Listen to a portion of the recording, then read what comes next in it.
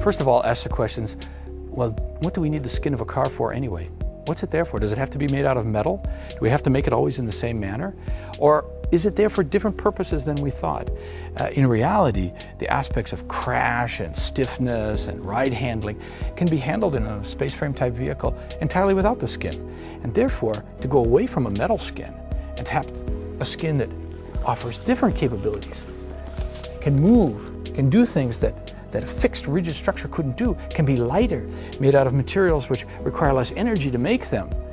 That's something that the Gina Light model brings as a question. Gina is an acronym, a set of letters that stand for geometry, shapes, and function, how things work, in N as a way of saying infinite number, of adaptations, meaning there's a lot of change possible.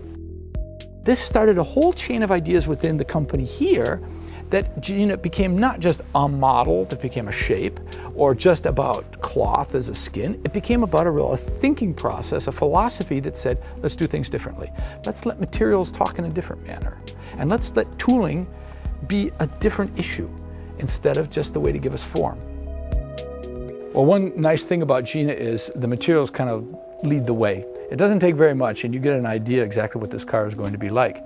For instance, to get an idea what the sculptural form is between a fender and let's say a wheel arch, you really only need a line around the wheels and a line more or less where you want the fender to be, and you'll let the material do the talking in between. And then just like you would if you were getting a suit made, you made the first mock-up, you made the first forms and patterns, you sewed it up, you tried it out, made another one a little bit closer, and when you finally got the final one, zip, you put it on. It takes about 2 hours to put the skin on this car.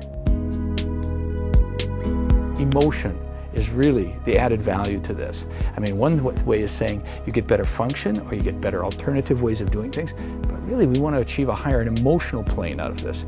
And then finally, and I think this is to me one of the most importantly, and that is the level of humanistic content that we can bring with Gina in. Gina should be about the human in the loop, the human way of doing things.